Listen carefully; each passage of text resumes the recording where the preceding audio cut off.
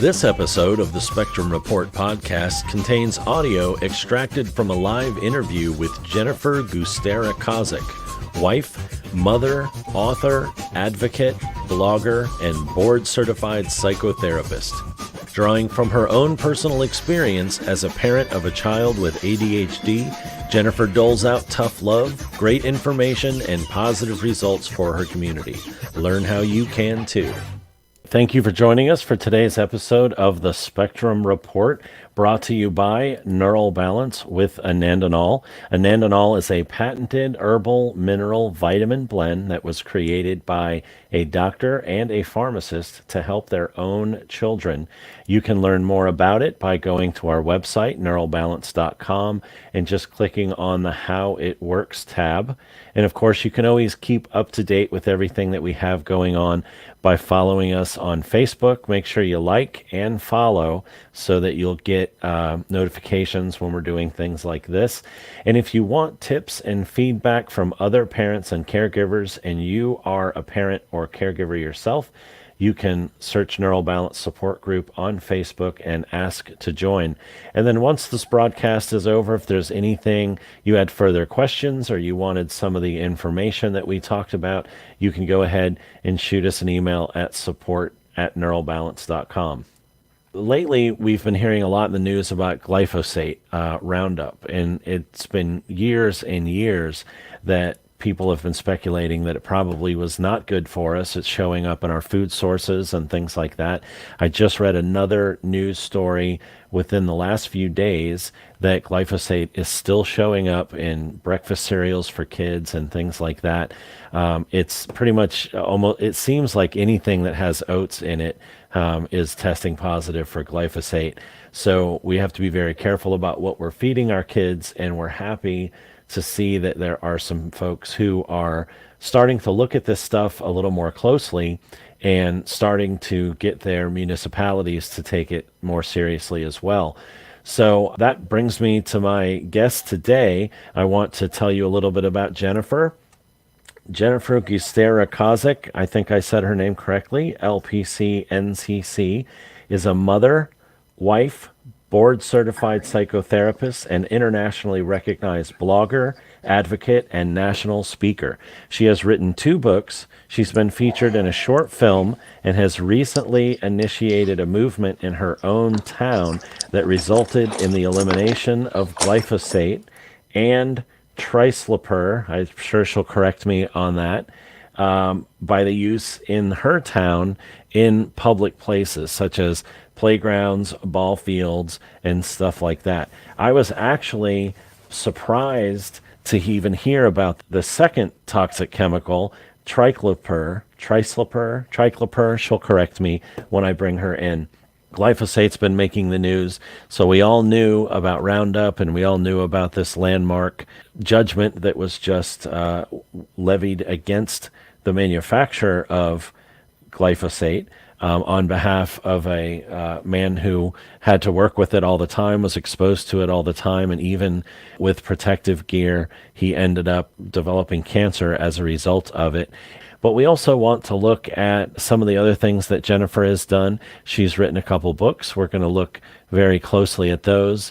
And we are going to also talk about a short film that she was in, Healing Without Hurting, which from what I understand, was part of a larger documentary called Heal. So we will talk with her about that here momentarily.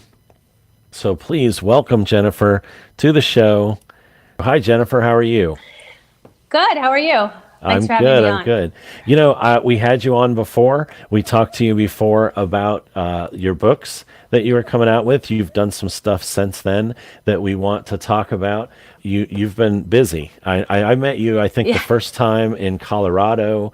You kind of helped me navigate the show a little bit, made some introductions, so really appreciate that. So we've had you on the show before to talk about both of your books. So let's do that a little bit for anybody who's tuning in, who doesn't know you, is tuning in for the first time. You have a couple really great resources, and I just love Healing Without Hurting. I read that. I think I got a copy of that from Autism One. Yep. when we met there, and I read that. Tell us a little bit about Healing Without Hurting. What a great resource that is for folks.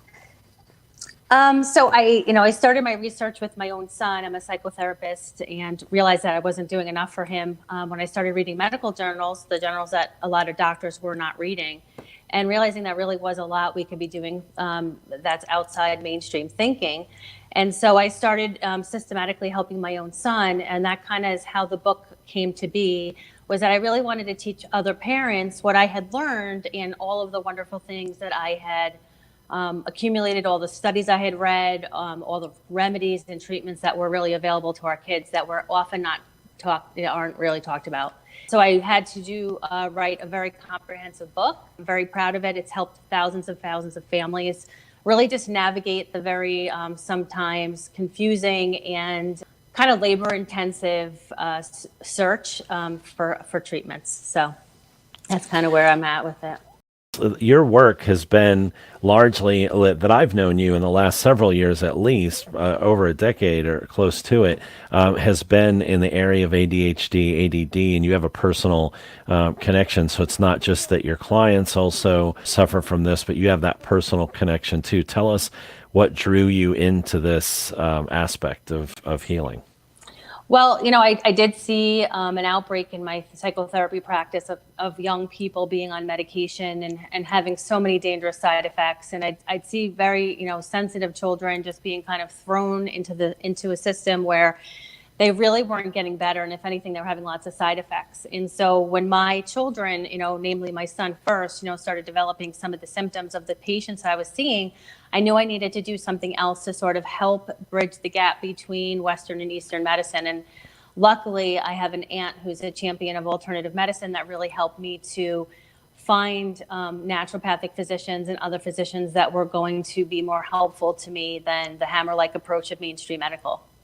It was interesting because you talked a lot about gut health, and I'm a big believer in enzymes. So when I took that our patented blend, anandinol, and I had to build a product around it so that it would be an efficient and effective delivery system, one of the first things I thought was enzymes. We need to provide a enzyme blend that's specifically made to help break down our patented blend, because that's everything I read, every resource I went to, everybody I talked to, when it came to what would help these kids the most: gut health, gut health, gut health. So it was interesting. In your book, you talk about all, kind of different ways: foods to avoid, foods to embrace, enzymes, different things like that. But I was really impressed with it. And I know it's been a very, very helpful tool. Of course, you can find it on Amazon. And if you go to healingwithouthurting.com, you can also find links and stuff to all these resources. So then it was maybe a year after I met you, you came out with this other great book, A Healthy New Me and ADHD Free. And what I really love about that is you're the first one, at least that I saw, that tried to help kids address all these changes that were about to take place. So I went to the doctor, I came home, mom threw out all the bread, all the red dye, no more Kool-Aid. What the heck is going on with my life here? And it's a big change after you get a diagnosis and the parents start to learn the resources.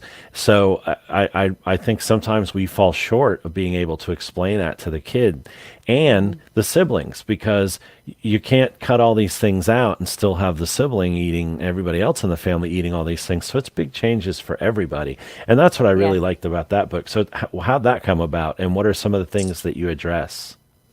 I found one of the gaps in trying to heal our children, or the parents having a hard time, was trying to explain this to their children, where they can understand that this wasn't just about having a bad behavior, but that this is actually a medical condition that we can actually help them with.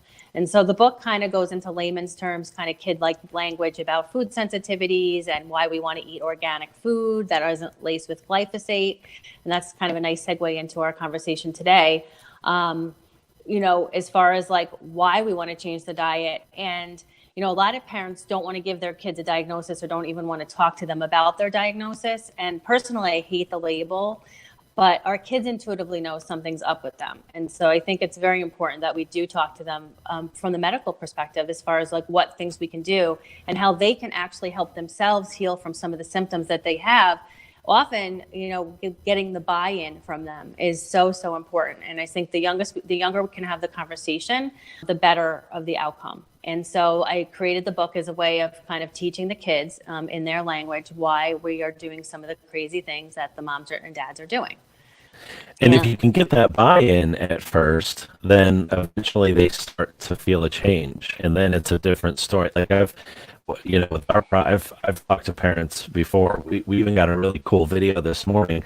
A mom and her little boy took a video just thanking us for sending them our product, and when you get that buy-in with the kids, it means a lot. Then you're not struggling twice a day or every meal or whatever it is. And then once they start to see the result of eating better and avoiding certain things and taking their supplements, I think it just starts to make life a little easier for them. And then it does make it a lot easier for the parents as well. Parents are caregivers. Now, another thing, and I didn't know about this until we started preparing for the show, you're involved in a short film. So is this a segment of a larger documentary type film? Explain this to us. The producers of Heal, it's the Heal documentary, Okay. contacted me and was very interested in my story and wanted to include me in their film, which was called Heal, which was interesting because it was pretty much almost the same exact title as my own book. Right. And so we got to talking, and they couldn't believe that, the story. They thought it was so exciting. And so they came out to my house out in Connecticut, and they filmed our family. And so grateful for the opportunity to do that. Unfortunately, it was supposed to be part of a longer film, but because of the time restraints, and the film kind of went into a slightly different narrative. Deepak Chopra, Marianne Williamson, they kind of went more into the, if you think you're going to die of cancer, you will, and more of the spiritual stuff. And so it was kind of like, it was just slightly different than what my feature was about. And so they included my film as part of their extras. So people that have the DVD and so forth and so on will get the film. And then they gave me the rights to the 7 minutes fully produced segment, which is fantastic. Gotten, I don't know, over 60,000 views. And it's just, just a little bit, something just to just give people some hope that our kids do get better, and that all we have to do is kind of, do some of these dietary changes, as well as supplementation and healing the gut and taking out the pesticides, the glyphosate, and the poison that's basically affecting our good gut bacteria and our digestive system. So that's kind of like where we are with that. And that's the thing. This everything that you do is kind of related to helping your family, but also I love that you have that servant heart. You're always outward facing. So like you mentioned, you're proud of this because it helps people. You're proud of your books because they help people. And that was something, I think the first time I met you at Autism One, I just looked bewildered, and you helped me there too. So it's obviously helping people is definitely in your wheelhouse. It's something that you do well. And that's kind of how you ended up, even why we brought you back today on working in your local township to help rid common areas of these toxins. And as I mentioned in my, I forgot to ask you ahead of time or look it up myself and see how to pronounce the second one. So glyphosate, we all know that. I've said that wrong enough times that now I always say it correctly. But the second one, is it triclopyr? Triclopyr, yeah. Triclopyr, okay. Yes. So that's one, it's even more toxic, right? But I never heard of it. I didn't know that it was and I wonder, I have an uncle who their whole neighborhood was downhill from a golf course, a municipal golf course. And it turned out, they developed a cancer cluster in this neighborhood. And while they're trying to figure out what's going on with it, it came to light that it was these chemicals that they've been using for all these years on the golf course, and they made their way into the aquifer, and they were just causing so many problems in this neighborhood. And it was a very long battle for them to be able to even get any resolution from the city from this. So I think it's very cool that you were able to get in there and make something happen. a little quicker. So tell us a little bit about that. Like how did it even come to your awareness? How did it come into your awareness? What did you do initially? And, what might someone else do who wanted to try to replicate that in their own town? Well, it's interesting because I started having conversations on Facebook, and that seems to be where everyone starts their conversations these days. So I decided that I would have a conversation with my town. We had just had a tornado actually kind of come through. And so there was a lot of let's hurry up and let's clean up. And there was a lot of chemical companies being brought into my town to try to help clean up. And so what ended up happening was it was my opportunity at that time to start the conversation. And so we started a conversation on Facebook, and it quickly graduated to people saying, "Oh, there's something really wrong with this. We have an issue that we really have to take care of."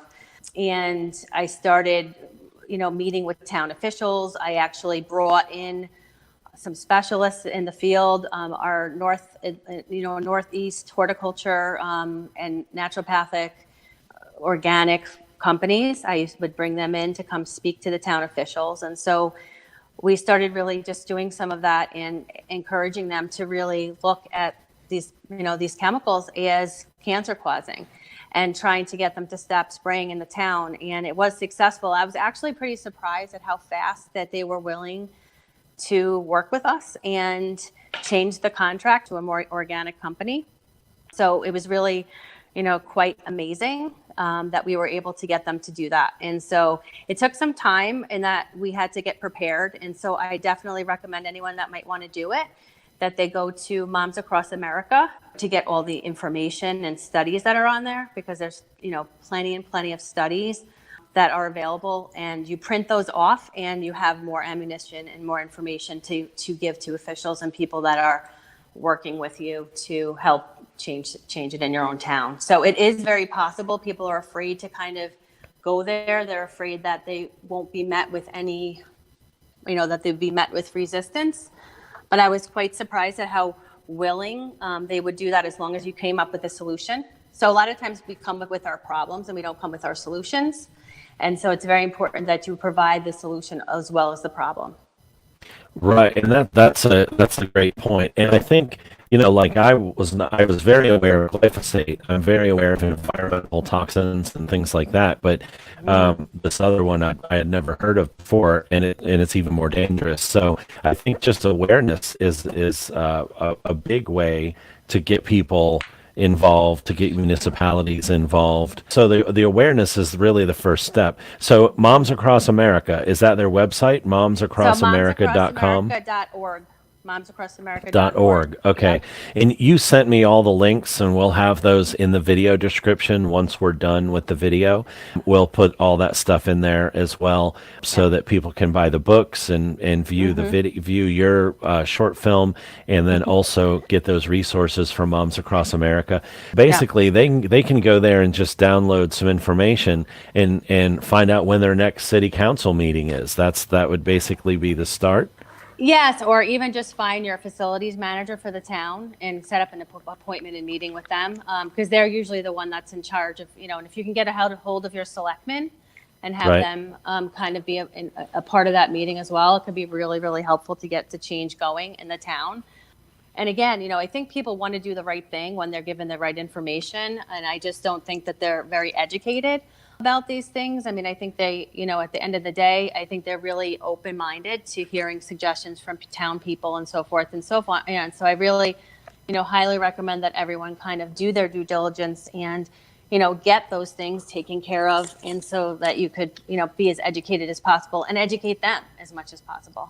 But, I just thought this was such a cool topic, because this is something that anybody can do. I mean, or that you can attempt anyway. You can gather that information, momsacrossamerica.org, download the studies, go to a city council meeting, get a hold of the city maintenance crew.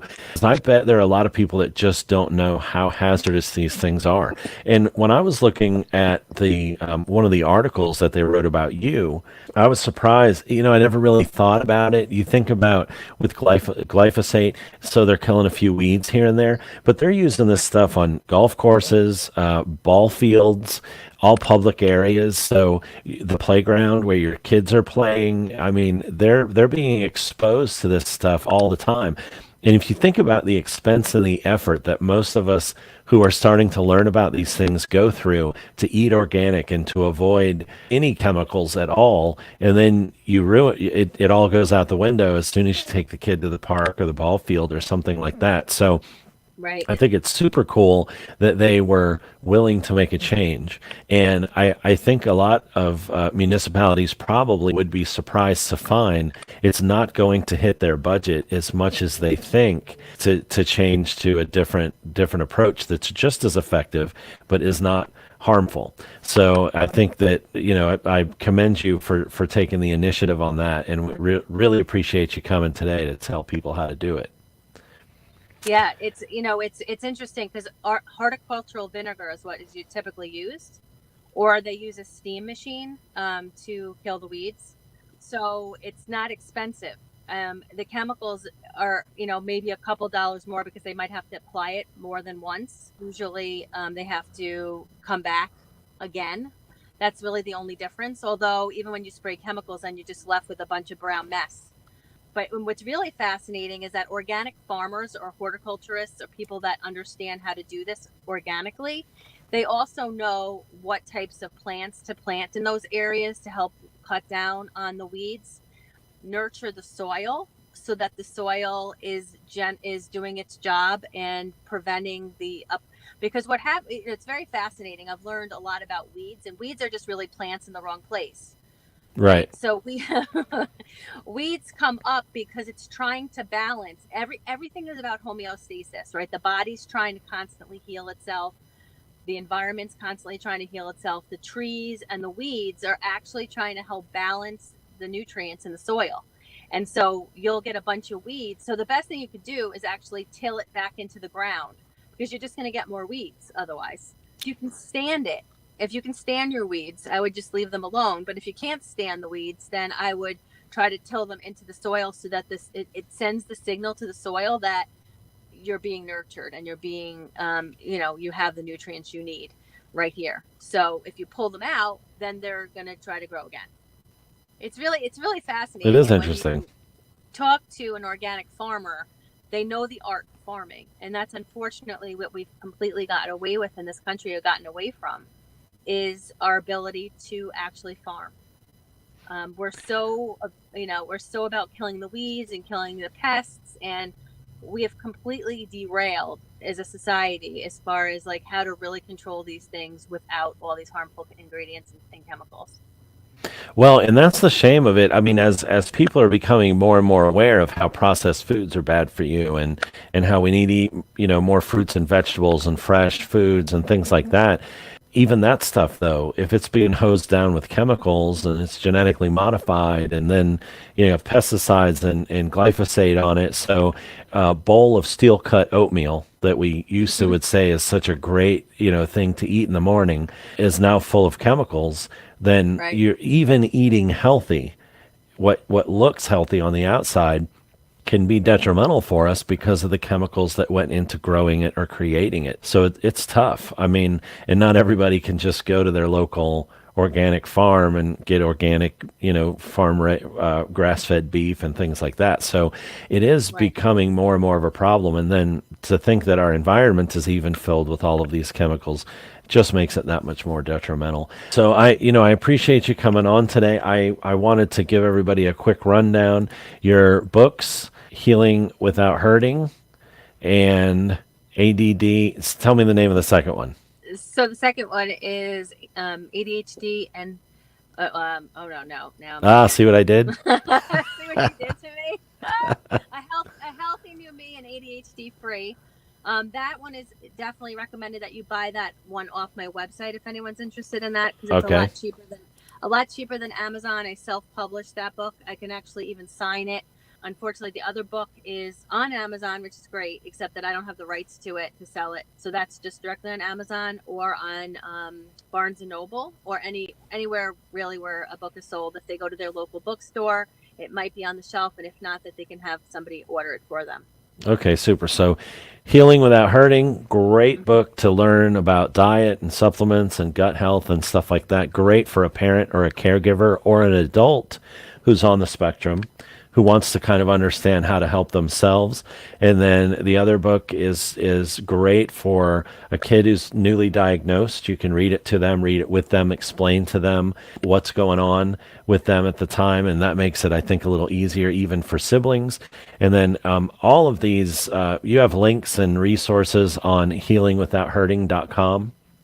People can watch video, yeah, educational stuff. So it's a great resource. I definitely encourage people to go there, learn more about you and your work, and get make themselves available. All those great resources there. So we really appreciate you coming on today. It was a great show. What do you have going on next? So I'm doing a bunch of things locally, and of course I speak nationally too. So if anyone's out there who needs someone to speak on organic or anything, I'm always available. Okay. But I am, doing a lot of more local things. I'm also, at the Capitol a lot. People say, what do you do on your days off? I don't really have a day off. I spend, 3 days a week being a psychotherapist, and the other 2 to 3 days a week, I end up being an advocate all over the place. And Right. so, kind of spread myself too thin sometimes. I'm pretty available too on Facebook. People constantly texting me and emailing me, which, I'm always happy to help. But I always say, just read the book, because honestly, it's like 2,000 plus hours of me right at your fingertips. 28 really great chapters, very easy to read. And it really could take somebody 2 days to finish it, and really could get you on your way to healing. And so I definitely recommend. And even if you're on the path and you feel like you've done everything, I hear a lot of parents will say, well, we tried this, we tried that, but there's still something, a root cause that they have not yet addressed. And glyphosate being one of those things. People say, well, I can't really eat all organic, and it's expensive, and I get it, but we have to start to recognize that all these pesticides and the glyphosate is killing our good gut bacteria.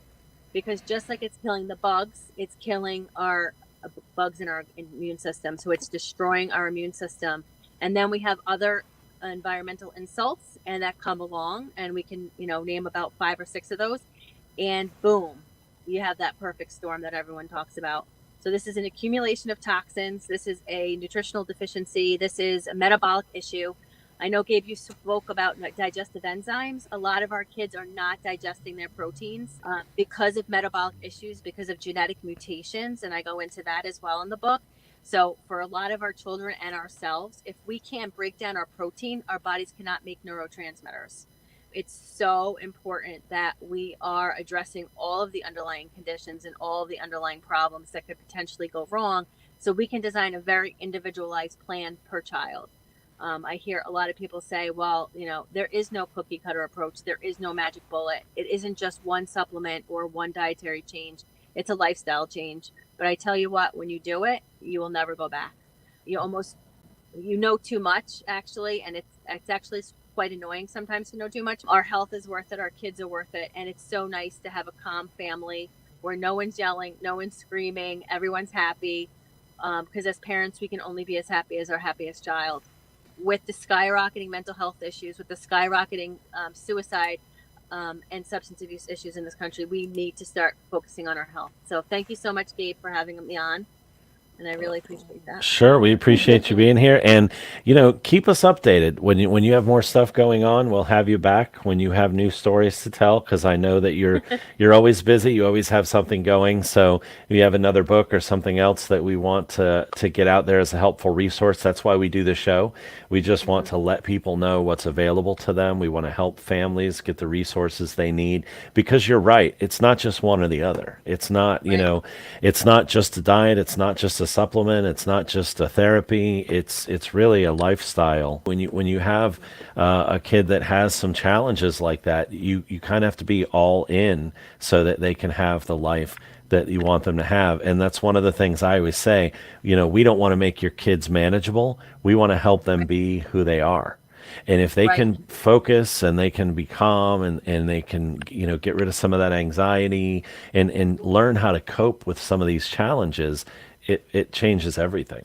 So we really appreciate you, Jen. Thanks for coming on today. Thank you so much. You have a great day. Take care. You too.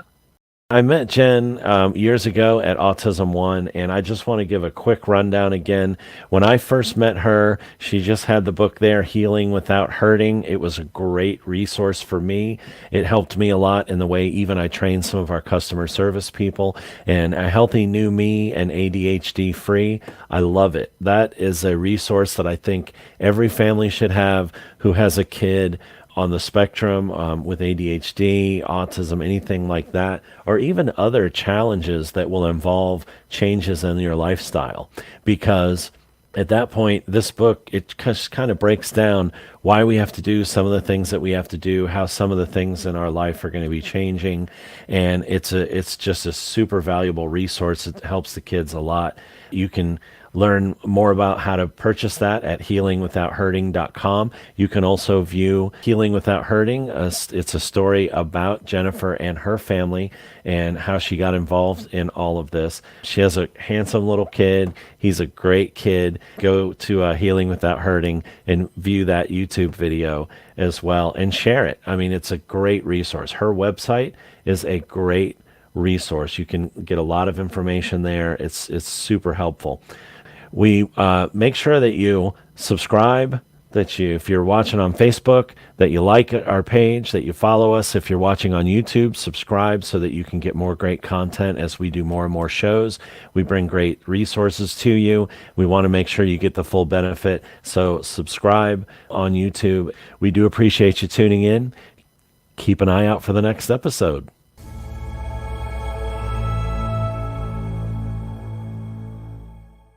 Because of neurobalance, my daughter can sleep through the night consistently, which hasn't happened in years, and we are so thankful.